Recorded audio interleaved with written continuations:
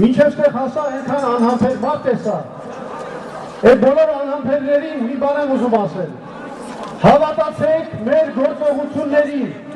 Դրանք շատ ճշգրտորեն հաշվարկված են։ Եվ այս հզոր համավարակը ցույց է տալիս, որ Հայ ազգային կոնգրեսը լիարժեք կերպով վերահսկում է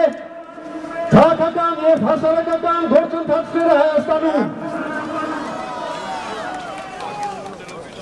Հսկայական այս հանրահավաքը նաև ցույց է տալիս, որ իշխանություններին շատ քիչ կյանք է մնացել, որ ժողովրդի համբերությունը հատնում է, ժողովուրդը այլևս պատրաստ չէ հանդուրժել նման իշխանություններին։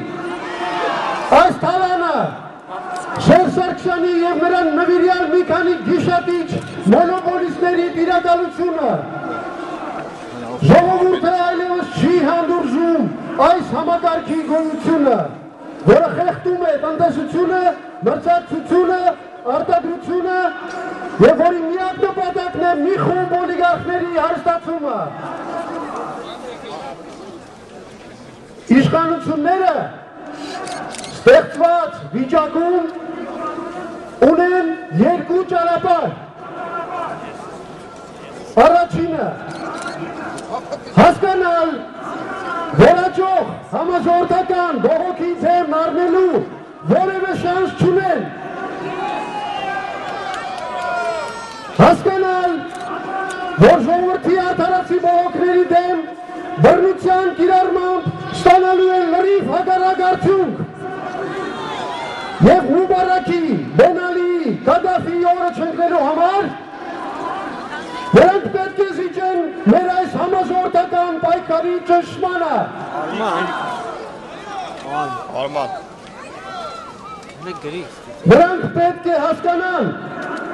որ Հայաստանի, հենց իրենց Հայաստանի համար և հենց իրենց շահերից է բխում ռեժիմի և ժողովրդի միջև այս հակամարտությունը լուծել խաղաղ ճանապարհով,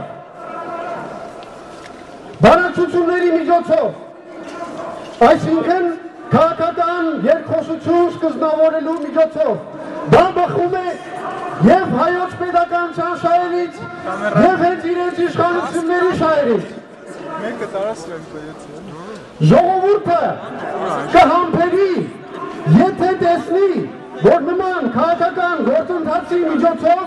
իրագործվում են նրա պահանջները և արտահերթ ընտրությունների միջոցով ձևավորվում է լեգիտիմ իշխանություն։ Ի վերջո, ինչ էր մարտի 1-ը։ Եթե 2008 թվականի մարտի 1-ին Հայաստանում լիներ նորմալ պետական մտածելակերպով իշխանություն, նրա առաջին քայլը կլիներ սկսել բանակցություններ շարժման լիդերների հետ և գտնել քաղաքական լուծումներ ստեղծված ճգնաժամից դուրս գալու համար։ Բայց Քոչարյանի բանդան գերադասեց հարցերը լուծել բռնությամբ, արյունահեղությամբ և դեռ շատ է փոշմանելու այդ որոշման համար։ Ասում Սունդուկյանի թատրոնն է կպել, ինչ եք նկարեք,